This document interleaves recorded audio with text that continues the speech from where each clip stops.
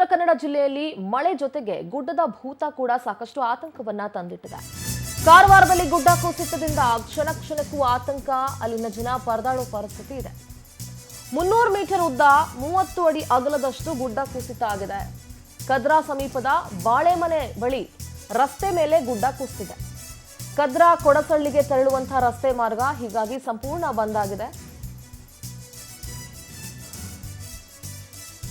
ತಾತ್ಕಾಲಿಕ ಮರದ ದಿಮ್ಮಿ ಬಳಸಿ ಕಾಲ್ನಡಿಗೆ ಮೂಲಕ ಸಂಚರಿಸುವಂತಹ ಪರಿಸ್ಥಿತಿ. ದೊಡ್ಡ ಪ್ರಮಾಣದ ಭೂಕುಸಿತ ಆದರೆ ಅಪಾಯ ಅಂತೂ ಗ್ಯಾರಂಟಿ.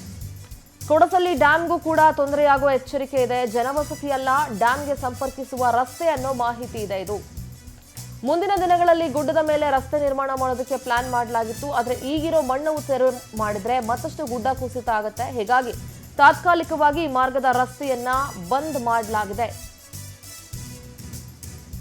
ಇದು ಜನವಸತಿ ಅಲ್ಲ, ಡ್ಯಾಂಗೆ ಸಂಪರ್ಕಿಸುವಂತಹ ರಸ್ತೆ ಅನ್ನೋ ಮಾಹಿತಿ ಇದೆ. ಮುಂದಿನ ದಿನಗಳಲ್ಲಿ ಗುಡ್ಡದ ಮೇಲೆ ರಸ್ತೆ ನಿರ್ಮಾಣ ಮಾಡೋ ಪ್ಲಾನ್ ಇಟ್ಕೊಂಡಿದ್ರು. ಈಗಿರೋ ಮಣ್ಣನ್ನೇನಾದ್ರೂ ತೆರವು ಮಾಡಿಬಿಟ್ರೆ ಮತ್ತಷ್ಟು ಗುಡ್ಡ ಕುಸಿತ ಆಗುತ್ತೆ. ನೀವು ಅಲ್ಲಿ ಒಂದು ಮ್ಯಾಪ್ ನೋಡ್ತಾ ಇರಬಹುದು. 300 ಮೀಟರ್ ಉದ್ದ 30 ಅಡಿ ಅಗಲದಷ್ಟು ಗುಡ್ಡ ಕುಸಿತ ಆಗಿದೆ. ಅಲ್ಲೊಂದು ರಸ್ತೆ ಹಾದು ಹೋಗಿದೆ. ಆ ರಸ್ತೆನ ನೀವು ಗಮನಿಸಬಹುದು.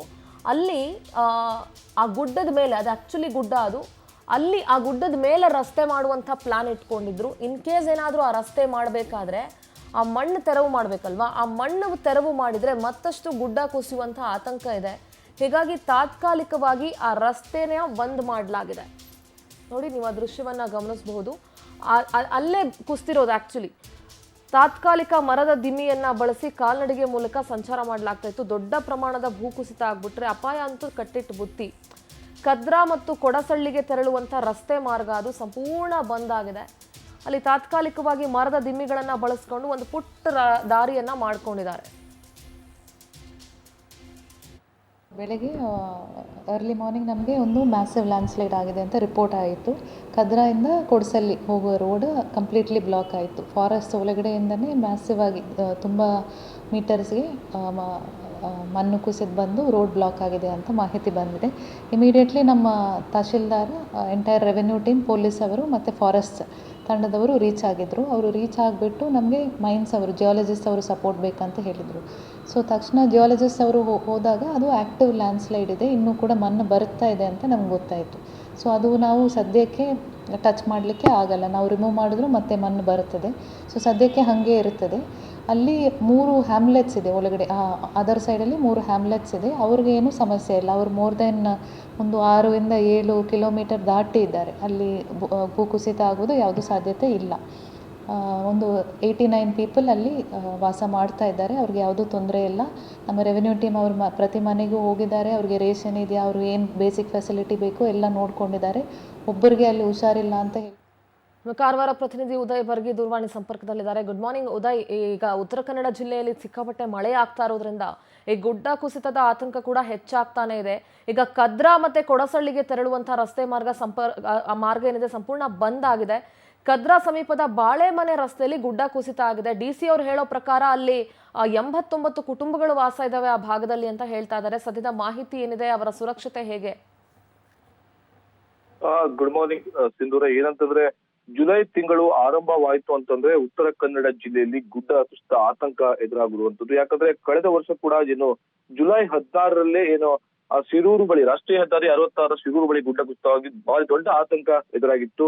ಇದೀಗ ಕಾರವಾರ ತಾಲೂಕಿನ ಕದ್ರಾ ಮತ್ತು ಕೊಡಸಳ್ಳಿಯ ಒಳ ರಸ್ತೆಯಲ್ಲಿ ಇರ್ತಕ್ಕಂತ ಭಾಗದಲ್ಲಿ ಗುಡ್ಡ ಕುಸಿತವಾಗಿರುವಂತದ್ದು. ಆದ್ರೆ ಜುಲೈ 2ರಂದು ಈ ಗುಡ್ಡ ಕುಸಿತ ಆಗಿದೆ. ಆ ಗುಡ್ಡ ಕುಸಿತವಾಗಿರ್ತಕ್ಕಂತ ಒಂದು ದೃಶ್ಯ ಏನಿದೆ ಆ ಡ್ರೋನ್ ಕ್ಯಾಮ್ರಾದಲ್ಲಿ ಸೆರೆಯಾಗಿರುವಂತದ್ದು. ಯಾವ ರೀತಿಯಾಗಿರ್ತಕ್ಕಂತ ಭಯಾನಕವಾಗಿರ್ತಕ್ಕಂತ ಗುಡ್ಡ ಕುಸಿತ ಆಗಿದೆ ಎನ್ನುವಂಥದ್ದು ಆ ಡ್ರೋನ್ ವಿಡಿಯೋದಲ್ಲಿ ಕಂಡು ಬರ್ತಾ ಇದೆ. ಸುಮಾರು 300 ಮೀಟರ್ ಉದ್ದ ಹಾಗೂ 300 ಅಡಿ ಅಗಲದಷ್ಟು ಗುಡ್ಡ ಕುಸಿತವಾಗಿದೆ.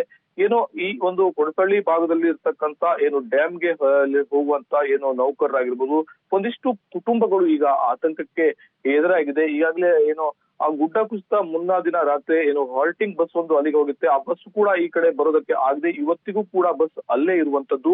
ಹೀಗಾಗಿ ಸಾಕಷ್ಟು ಸಮಸ್ಯೆಗಳು ಎದುರಾಗ್ತಾ ಇದೆ.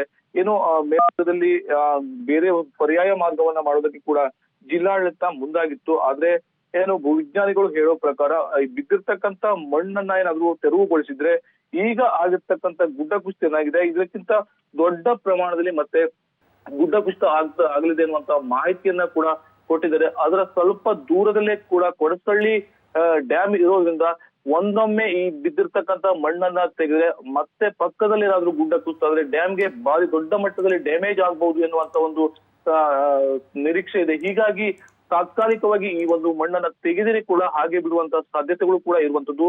ಇನ್ನು ಸಾಕಷ್ಟು ಅಂದ್ರೆ ಉತ್ತರ ಕನ್ನಡ ಜಿಲ್ಲೆಯ ಕೊಡಸಳ್ಳಿ ಭಾಗದಲ್ಲಿ ಅಷ್ಟೇ ಅಲ್ಲದೆ ಬೇರೆ ಬೇರೆ ಭಾಗದಲ್ಲೂ ಕೂಡ ಮತ್ತೆ ಗುಡ್ಡ ಕುಸಿಯಬಹುದು ಎನ್ನುವಂತ ಒಂದು ಆತಂಕವನ್ನ ಕೂಡ ಈಗಾಗಲೇ ವಿಜ್ಞಾನಿಗಳು ಕೂಡ ವ್ಯಕ್ತಪಡಿಸಿರುವಂತದ್ದು. ಮಳೆ ಮತ್ತು ಇನ್ನು ಮುಂದುವರೆದಂತ ಸಂದರ್ಭದಲ್ಲಿ ಕೊಡಸಳ್ಳಿ ಸೇರಿದಂತೆ ಬೇರೆ ಬೇರೆ ಭಾಗದಲ್ಲೂ ಕೂಡ ಗುಡ್ಡ ಕುಸಿಯುವ ಸಾಧ್ಯತೆ ಇದೆ.